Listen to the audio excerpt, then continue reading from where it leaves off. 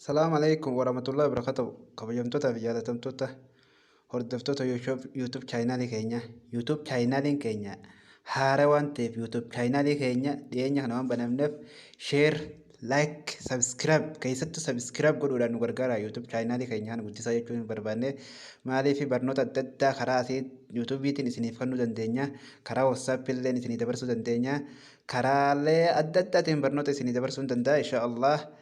Barnoota hunda hedduu isinii dabarsuudhaaf qophiirraan jira.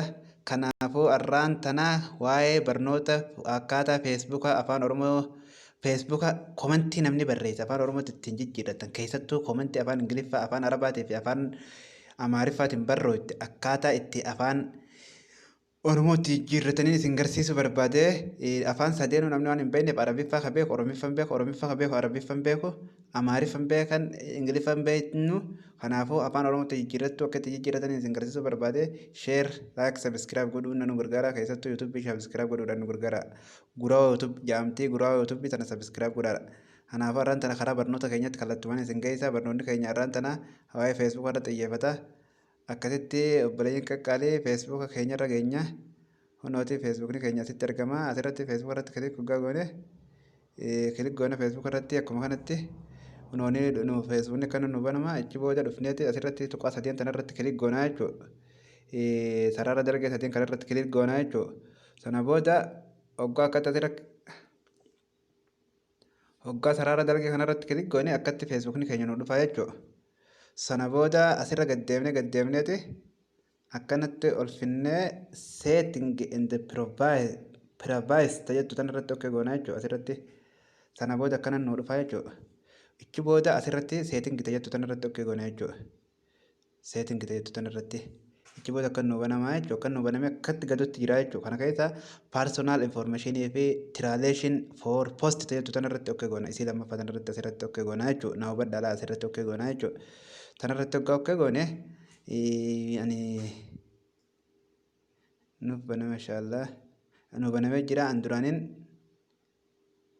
anduraaniin oromiffaa irratti deebisee oromoo jalaa inni kiyya bakka tanatti oromoo jaa kanaaf oromoo kayyoo kanarratti okkee godhatanii jechuudha. Kan akkamii godhatanii tokkoffaa fi lammaffaa tokkoffaa dhiibtanii lammaffaa irratti bakka lammaffaa tanarratti okkee godhatanii jechuudha. Sana booda akkanatti isinii banamaa jechuudha. Egaa akkanatti isinii baname akkasitti gayyaatanii afaan oromoo kayyoo barbaaddanii jechuudha. Afaan oromoo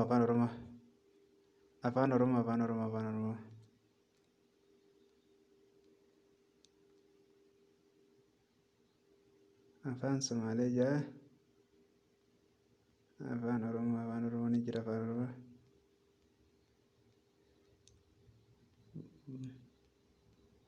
kun afaan oromoo kayyoo asitti argamaa jechuudha. Ana duraaniin raayitii godhe kilik duraaniin godhee jechuudha raayitii godheetiin jira kanaafuu isin raayitii gootanii jechuudha bakka kanarratti egaa bakka kanarra raayitii gootan ichi booda akkasumatti ol deemtanii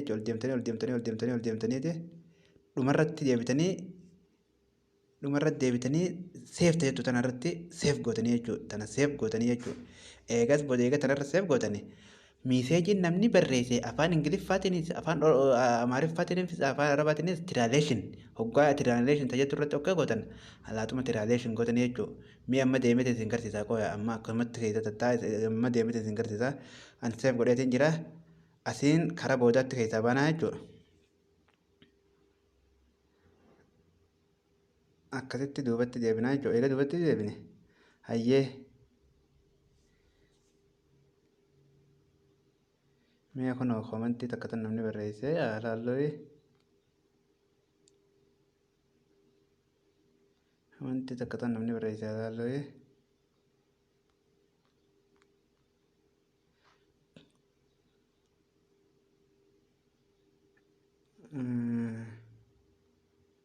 komentii afaan amaariffaatiin barreeffamte fakkeenyaaf Dr. Abiyyi fa'aa jalatti namni baay'een komentii afaan amaaraatiin barreessa waan ta'eef isiisan waan namni yoo hubachuudhaaf isin gargaaraa jechuudha inni kun. Kanaafuu komentii afaan amaariffaatiin barreeffame irra jirtu namni dhiise.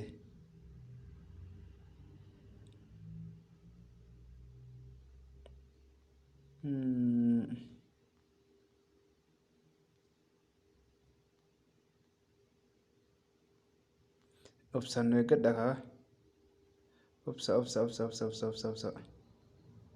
namni afaan amaariffaan dhiise fakkaate.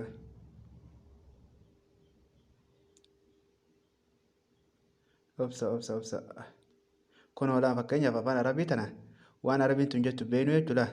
Asirratti siita jettu tana dhoohineeti kunoo laa arabii waan isin jettu beeknuumi kanaafuu waggaa tiraalee elekshinii irratti akka goone durbi hiyyeessi dargaggeessi korroojoo hatee guyyaa dubri